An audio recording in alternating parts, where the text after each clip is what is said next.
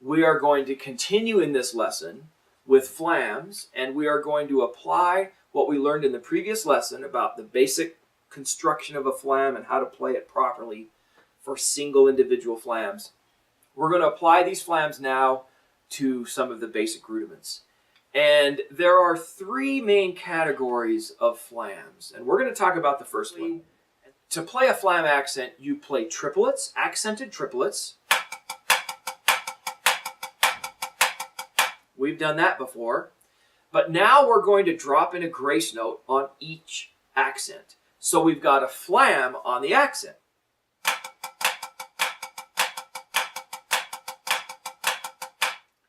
Those are flam accents.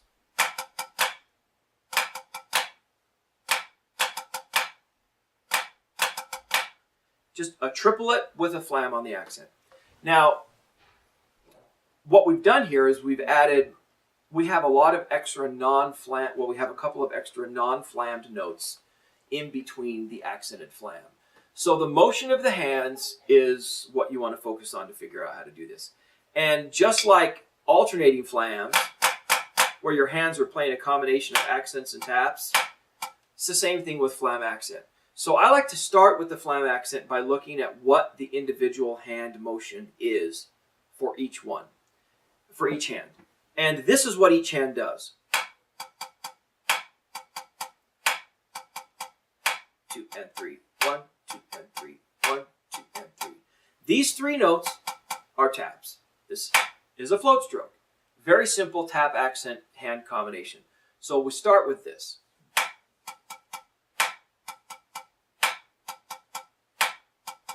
A couple things to think about. It's very important that those three notes are very smooth. Da-da-dum, da-da-dum. They can't be stiff or rigid, and the rhythm has to be precise. Now, I've put that rhythm here on the screen. Let's do it again with the right hand. 1, 2, and 3.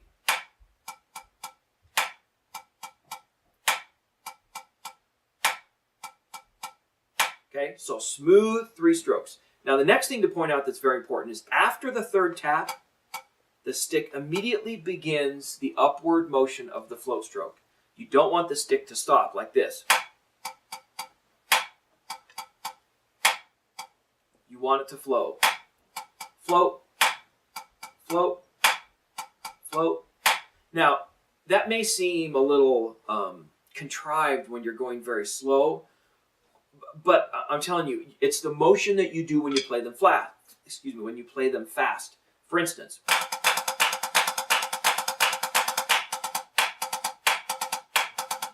up, up. You don't want your stick to stay down there. You don't want any stops at times when there shouldn't be stops. It'll shut you down. You won't be able to play the rudiment. You won't be able to keep your hands moving quickly and smoothly and play the rhythm and the heights correctly. You won't be able to do it. So why practice in the learning process? Why do a motion that you're not going to do when you do it up to tempo in real life? Simulate in slow motion what you're going to ultimately do. That will train your hands better. So, doing the hand motion slowly, float, float, down, accelerate down, shoo, shoo. I really like to use that sound effect, shoo, when I think about the float stroke and the downward acceleration of the accent. It's got a smooth upward motion, accelerate downward. Let's do the left hand. 1, 2, and 3.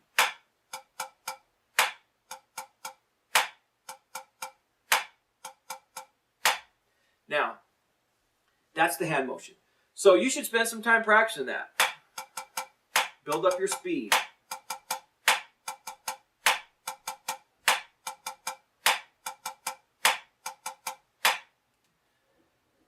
Practice that individual hand motion. Now, there are some other aspects to this that are important that I can point out right now. One, as you go faster and faster, these three notes become a rebound triplet of sorts. You got to use the rebound of the head and play three fast notes. Well, how do you do that? Sometimes when people start to learn how to do this, that's what they have a hard time with. They can't get those three notes to happen.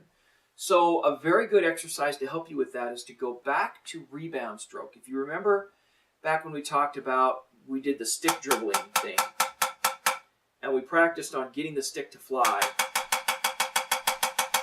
Well, it's the same concept for this. So you could, but you need to do it at tap height. So you could practice this.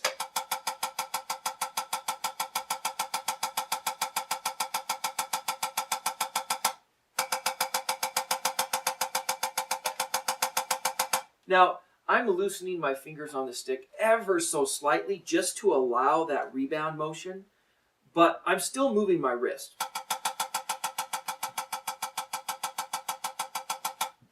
Even heights, smooth, relaxed motion, that's a good thing to practice. Because then when you play the Flam accent, those three motions are the same. You could also practice this.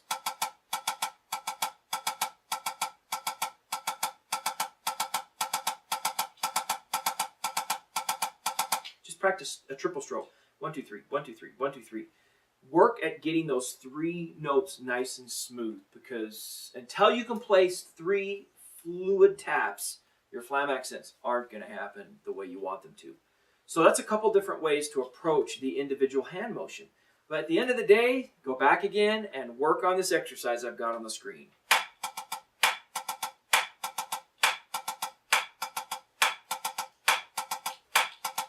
All right, that's the hand motion.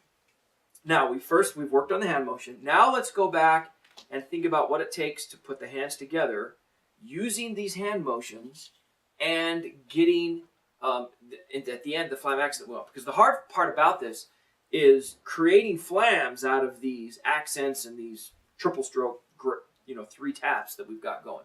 So I really like to break apart the rudiment and play it 1/2 at a time. So here on the screen, I've got the next exercise that I think is very valuable. And it's right, left, right, left. So we play a triplet and stop on the left hand, like this. That's all. So we're doing a right hand Flam accent and then stopping on the left hand Flam. What that gives you a chance to do is to think about the taps, think about the grace notes, and create two Flams that sound exactly right and control all the tap strokes that are happening down here. Let's try that together. Ready? And again, go. Again, go. Now, once you've got that down, then I would suggest just playing the first two measures of this exercise over and over again perfectly. If you have to go slower, you might have to slow it down to that speed. But notice how would you describe the Flam that we're doing? It's that float stroke Flam. Tap, tap. It's float stroke, right? So you got to be able to control the grace notes and get a nice sounding Flam. Then do it on the other hand. Let's try the left hand. Left, right, left, right. Ready, go. Again, go. Again. Make the Flam sound right. Chut, tut, tut, chut. Every note that is being played down in the tap area is the same. It's the same stroke. It's the same stick height. It's the same intensity, volume. Everything is the same. It's smooth and even. So now we can put together the first four measures of this exercise. Let's try that. Ready? And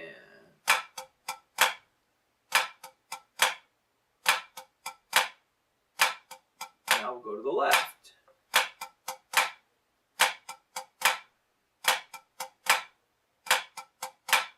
Now, because we're only playing half of the rudiment, we've left out a couple of taps from the other hand.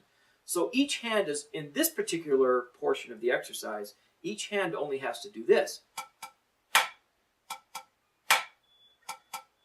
Only has to do two taps.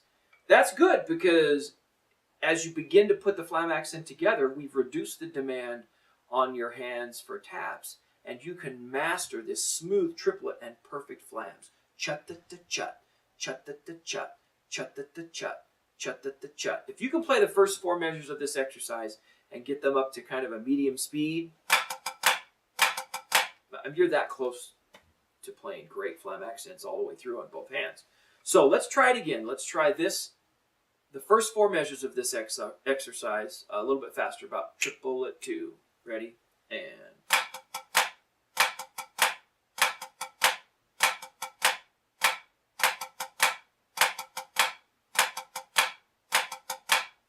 there you go. Now, We covered that very quickly, obviously. It may take you a week of practice doing that, for 5 or 10 minutes a day, very slow until you can get it perfect. But I'm telling you, I'll go back to this favorite saying of mine that I learned from my very first teacher. Slow makes fast, and fast makes slow. If you go slow and you do it exactly right, it seems tedious and hard at first, but you will take off and you will go fast very quickly. If you go too fast, too soon, and you do it wrong, and you're not paying attention to the details, it's like drumming delusion land. Don't do it. It's a waste of time. It's going to slow you down in the end. You're going to have to go back some point and learn how to do it right. And it'll be harder because you'll have to relearn it and probably break a bunch of bad habits. So do it right the first time. Have the self-discipline to go slowly and be meticulous. Be a perfectionist about everything being right. Now, as you do that, be smooth, be fluid, and be strong about the way you play. The next step is to obviously go from hand to hand and play continuous triplets, which is now going to add that third tap on each hand. So we now have that da-da-dum triple stroke happening on each hand, and you've got to have those same great flams happening. You should do this very slow to begin with. Let's try the end of the exercise, the last 2 measures where we play all flam accents. But let's go slow. 1, 2, 3, ready, and go. Tap, tap, tap, tap, tap, tap, tap, tap. Notice how I'm floating my accent strokes, because this is what you're going to do fast.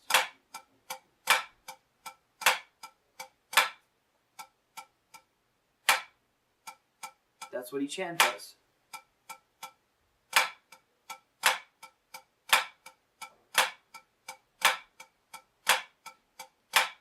Okay?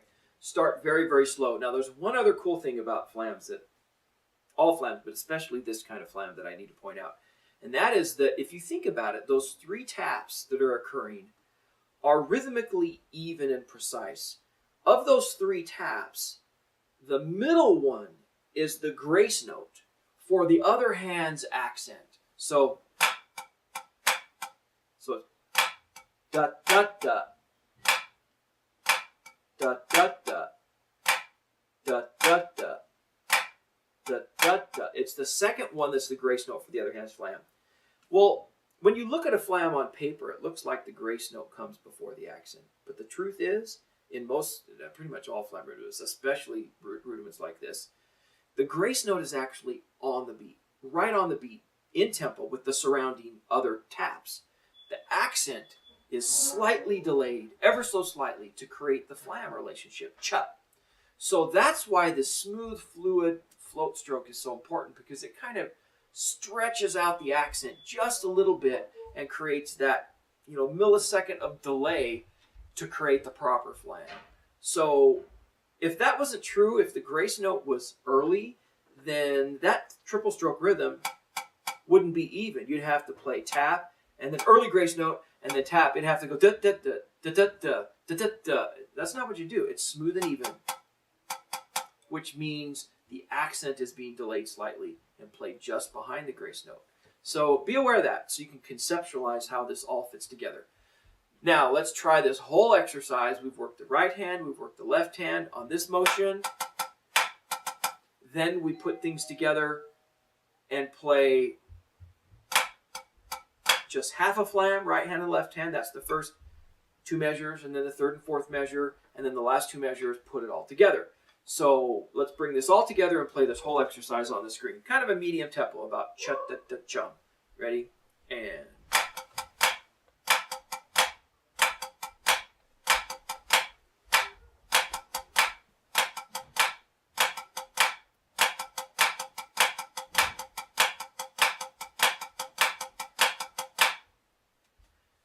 That's the flam accent.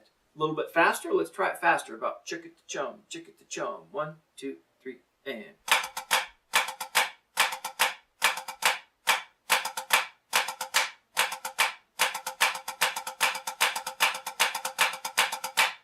Now, I want you to notice that my accents are smooth and flowing. All the taps just flow, and each flam has this cha, cha, cha, cha, cha to it. It's very important. So, work slow, master that rudiment. When you can play this rudiment well, you have paid the price to learn how to play flams within a context that will allow you to move on to the other flam rudiments with ease. You're for real. If you could play flam accents, great. You'd be surprised how many drummers can't play a flam accents like that. They just can't. The control required, they've never invested the time to learn how to do it. And it will pay so many benefits and dividends if you can do that. So master the flam accent.